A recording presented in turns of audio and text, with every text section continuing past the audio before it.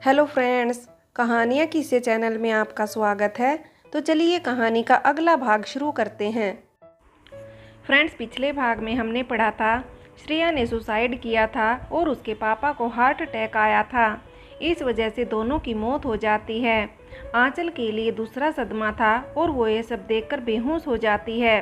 लेकिन तब तक घर के नौकर पुलिस को इन्फॉर्म कर देते हैं और पुलिस वहां पहुंचकर सब हैंडल करती है और आंचल को हॉस्पिटल भी लेकर जाती है। पुलिस इस केस की फाइल को बंद कर देती है और आंचल के घर वालों को भी इन्फॉर्म कर देती है कि उनकी बेटी हॉस्पिटल में है। तो चलिए फ्रेंड्स, अब आगे शुरू करते हैं। आंचल के घर वाले वहां पहुंचते हैं, पर तब तक भी आंचल को होश नहीं आता है। डॉक्टर के कहने के हिसाब से आंचल सदमे की वजह से बेहोशी में चली गई है, क्योंकि उसका माइंड अचानक से ये सब एक्सेप्ट नहीं कर पाया है। इसलिए वो अभी तक सदमे में ही है और होश में नहीं आ रही है, लेकिन उसे जल्दी ही होश आ जाएगा। आंचल के पापा ने तब तक मोर्चरी से श्रेया और उसके पापा की बॉडी को निकलवाकर उनका पूरे रीति रिवाजों के साथ अंतिम संस्कार करवा दिया। अगली सुबह आंचल होश में आती है और सबसे पहले यही पूछती है कि श्रेया कहाँ पर है पापा, वो ठीक है ना। तब तक मीरा भी हॉस्पिटल आ जाती है। उसके लिए तो ये और भी सदमे की बात थी कि श्रेया ने सुसाइड कर लिया और आंचल की ऐसी हालत, वो तो रोए जा रही थी। लेकिन उसे आंचल के पापा ने ही समझाया कि अगर वो भी इस तरह कमज़ोर पड़ जाएगी तो आंचल को कौन संभालेगा। इधर आंचल अब तक ये मानने को तैयार नहीं थी कि श्रेया अब इस दुनिया में नहीं है। मीरा, अंकल आप मुझे आंचल के साथ कुछ देर अकेला छोड़ दीजिए प्लीज़।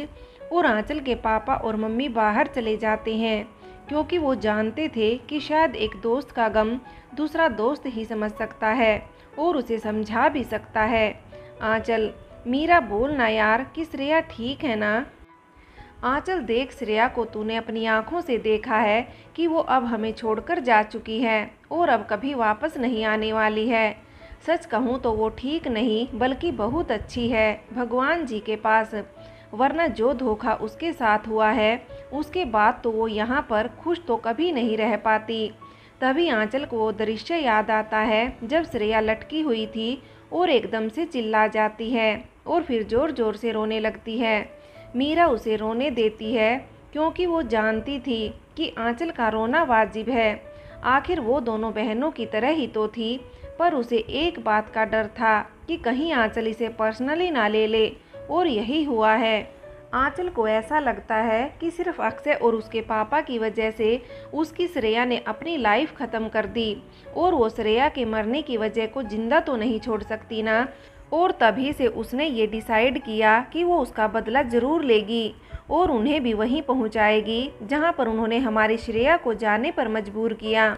इत्तेफाक से आंचल और अक्षय की कास्ट भी एक ही थी, तो उसे ज़्यादा कुछ अफर्ट करने की ज़रूरत नहीं पड़ी इस घर में आने के लिए।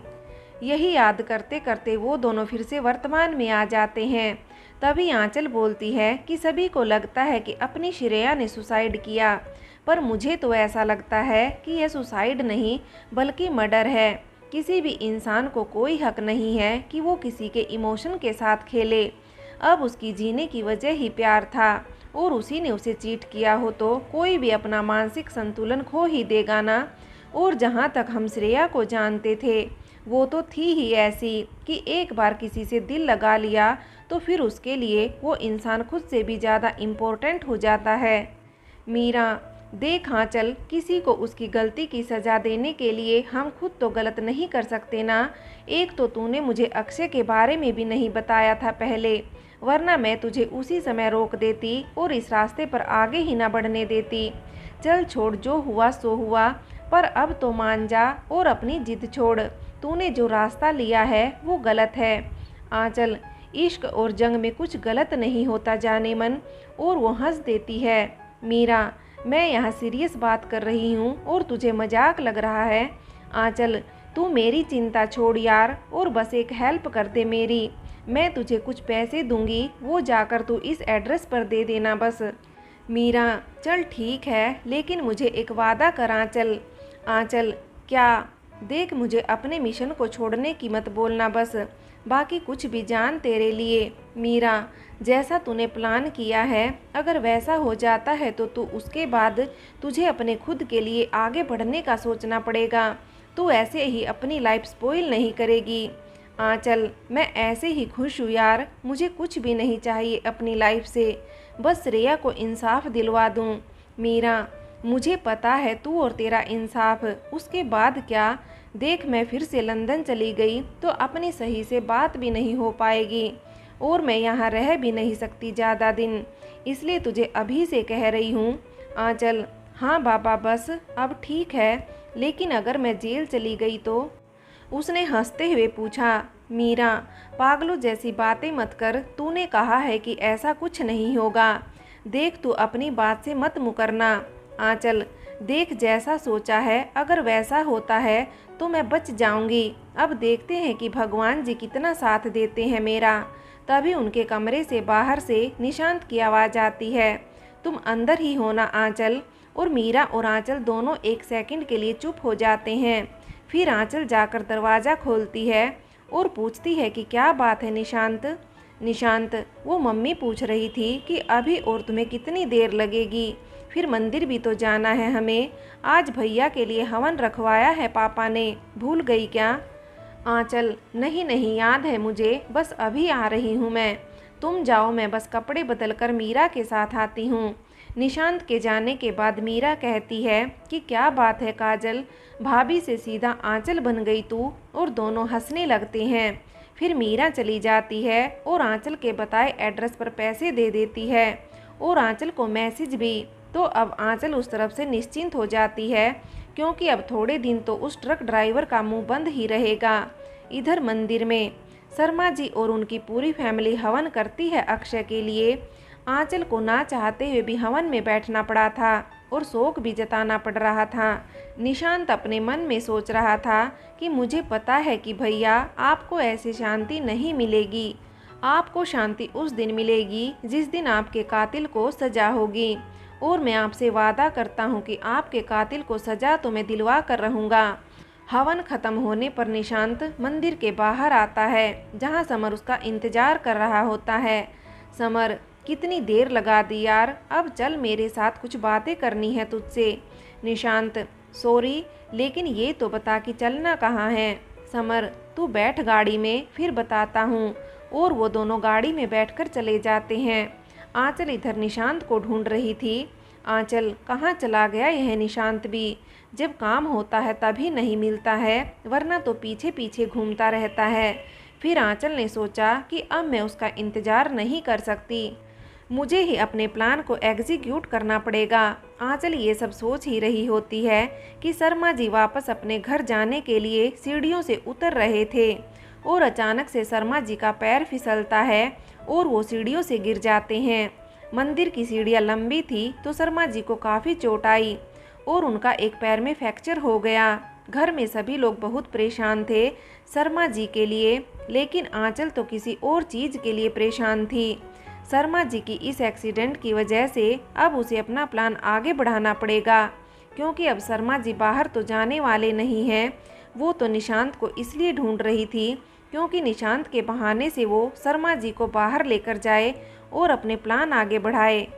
पर अब आंचल को कुछ दिन इंतजार करना होगा या अपना मन बदलना होगा।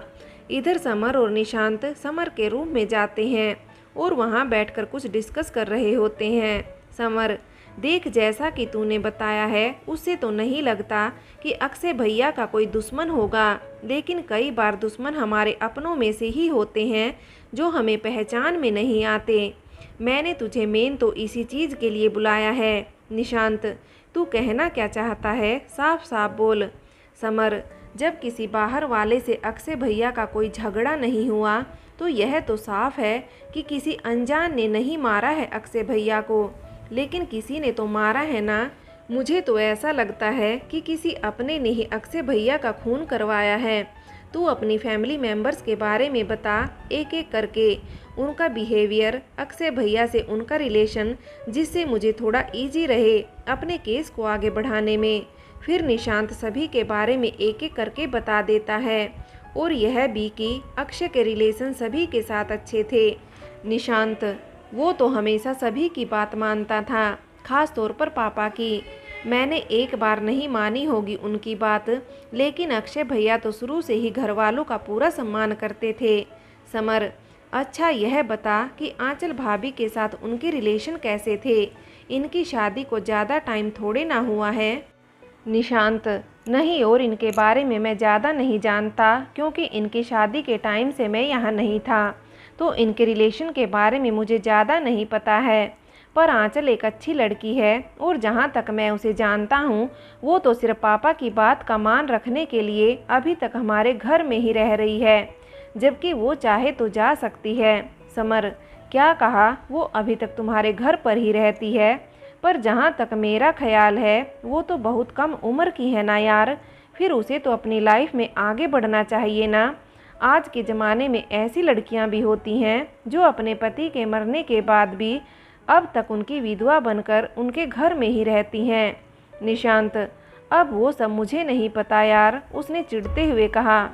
समर, तुझे क्या हुआ यार अचानक से? निशांत, नहीं मुझे क्या होगा, लेकिन तू मुझसे इस तरह से सवाल कर रहा है जैसे मैं तो आंचल को बहुत अच्छे से जानता हूँ।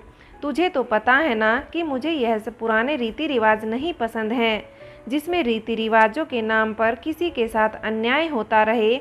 और यहाँ तो वो खुद अपने पाँव पर कुल्हाड़ी मार कर बैठी है। फिर निशांत उसे सारी बात बता देता है कि आंचल को सभी ने इतना समझाया, लेकिन उसे ही इस घर में रहना है और अपनी लाइफ में आगे नहीं बढ़ना। समर, अच्छा ठीक है, अब आज कुछ ज़्यादा ही बातें हो गई अपनी।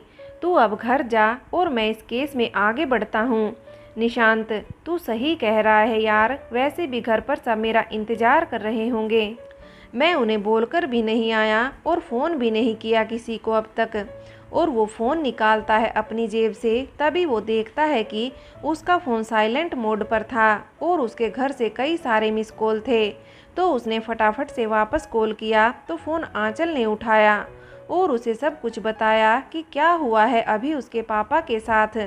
आंचल, निशांत तुम चिंता मत करो, अब तुम्हारे पापा ठीक हैं और घर पर ही हैं। उनके एक पाँव पर प्लास्टर बंधा है, बस तुम जल्दी से घर आ जाओ अब। मम्मी बहुत फिक्र कर रही है तुम्हारी भी। जैसे ही निशांत यह सब सुनता है वो जल्दी से अपने घर पहुंचता है। वहां पर वो देखता है कि शर्मा जी बेड पर लेटे हुए हैं और उनके पास मिसिस शर्मा बैठी हैं जो बहुत टेंशन में लग रही हैं। निशांत, क्या पापा आपसे इतना सा भी ध्यान नहीं रखा जाता क्या अपने आप का? शर्मा जी, मैं ठीक हूँ बेटा, बस थोड़ी सी मोच की वजह से शायद प्लास्टर बांधा है डॉक्टर ने। उसके बाद थोड़ी देर तक निशांत अपने मम्मी पापा के कमरे में ही बैठा रहता है और उनके बीच खट्टी मीठी नोक-झोंक वाली बातें चलती रहती हैं। इधर आंचल बाहर से यह सब सुन रही होती है और मन में ही सोचती है कि कैसे यह लोग किसी की ज़िंदगी बर्बाद करके खुद खुशी से रह सकते हैं। मैं ऐसा नहीं होने दूंगी, लेकिन जिनकी वजह से हमारी खुशियों को ग्रहण लगा है उनकी ज़िंदगी में अंधेरा अब मैं फैलाऊंगी। फ्रेंड्स, आगे की कहानी के लिए कहानी का अगला भाग देखें।